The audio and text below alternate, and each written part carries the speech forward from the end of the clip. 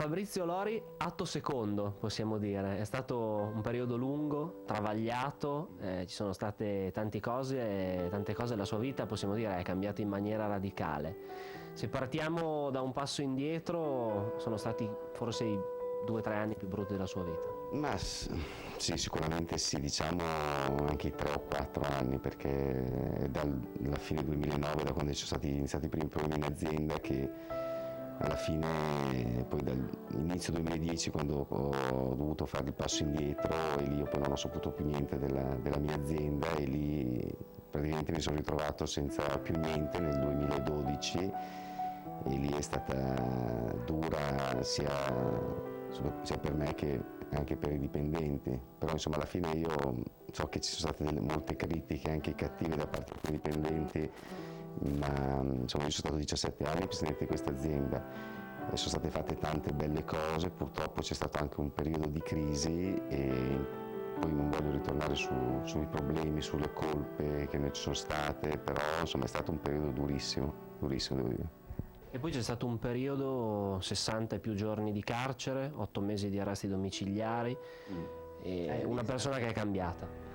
Diciamo che in questi anni, soprattutto nell'ultimo anno, è stata una sofferenza. Il carcere io veramente l'ho vissuto male, ma io non penso che nessuno lo possa vivere bene. È stata, diciamo, una cosa un po' inaspettata, e devo dire che lì proprio è stata dura. Infatti volevo ringraziare alcune persone che mi sono state vicine, come Suor Eletta, che è una suora che veniva spesso in carcere a fare volontariato, Don Giorgio, che è il Don che mi ha sostenuto, l'Elena, la mia famiglia, un po' Gennaro, che era il mio compagno di cella qui a Mantova, che mi ha anche aiutato, perché quando entri in quel mondo lì ti senti veramente solo. Io mi ricordo c'erano delle volte che mi arrivava qualche telegrammo di qualche, non so, tifoso, così, e lo rileggevo 10 volte, perché mi sembrava così, era non so come spiegare,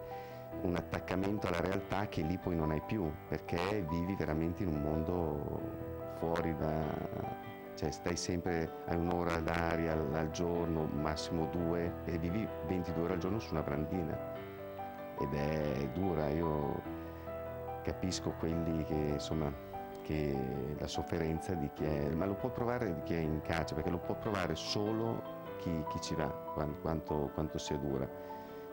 E poi a San Vittore, che è a Milano, lì è ancora più dura, perché lei pensi che ci sono 2000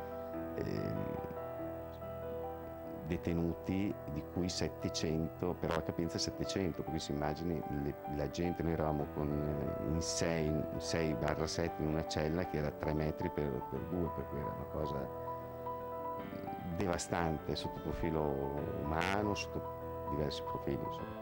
Dicevamo però, Fabrizio Lori, atto secondo, possiamo chiamare, una rinascita, una ripartenza, ci si rituffa in una nuova avventura. Prima è stato il calcio, adesso è un negozio nel cuore della città. Abbiamo deciso, siccome qualcosa bisogna fare nella vita, e purtroppo non avendo i soldi, diciamo, da parte, che io ho sempre visto tutto nell'azienda, e io e Elena abbiamo deciso di aprire questo negozio in cui ci saranno cose un po' particolari, borse particolari, abbigliamento un po', diciamo, non so se chiamarlo di tendenza o particolare, però insomma diciamo che in questo momento è una sfida. Speriamo di avere dei buoni risultati, ecco, tutto lì. Ecco, la moda, il fashion era una passione un po' sopita anche ai tempi della presidenza del Mantova. E per quanto riguarda il calcio, invece, sappiamo, insomma, lei è sempre stato appassionato, segue ancora il Mantova, che anche il Mantova stesso ha cambiato, ed è cambiato molto negli ultimi anni. Ma sicuramente sì, cioè io il calcio l'ho sempre seguito, lo seguo sempre, sono contento che il Mantova sia in Lega Pro, e spero ovviamente che possa andare in C1 e ripeta quello che è stato fatto neanche qualche anno fa. Per dire, a me sembra una vita che non sono più presidente del Mantova, però credo che sono passati 3 anni, 4 anni, 3 anni, 4 e anche lì, insomma, spero un giorno di poter ritornare allo stadio, mi farebbe molto piacere. Io mi ricordo quando 2 anni fa andai a vedere i play out e lì mi sono molto emozionato andando in curva. Mi è piaciuto molto, insomma, spero di poterci ritornare. Tornare solo da semplice tifoso o tornare anche con qualche altro ruolo? Tornare col ruolo che c'era prima? No, da semplice tifoso sicuramente, anche perché non avrei le disponibilità economiche per poter affrontare una sfida così, sicuramente da tifoso. Ma sai, i tifosi sono importanti, perché più tifosi sono. Io mi ricordo proprio il primo anno in cui presi il Mantova, che era una buona squadra, perché era una squadra che dalla C2 passò in C1, ma c'era un entusiasmo tale in città che, cioè, la squadra, non dico che volasse, però insomma si vedeva che è l'entusiasmo che crea le grandi vittorie, e infatti l'anno che andammo in B al primo colpo, il primo, diciamo, fino a dicembre, che abbiamo perso la prima partita in dicembre, non so se si ricorda, e lì è stata un entusiasmo eccezionale, e non avevamo una squadra da ammazzare il campionato, però cos'era? Era il grande entusiasmo che c'era, che ha prodotto queste continue vittorie. Mi ricordo, ne abbiamo persa una in dicembre, si ricorda, prima l'ultima di andata col Pescara. Col Pescara, che siamo andati anche in vantaggio, poi c'è stato, non so, abbiamo perso 2-1, e mi ricordo che, non dico fosse quasi una liberazione, ma però era come dire, beh, almeno adesso abbiamo perso, così, perché tutti aspettavano che il Mantova perdesse.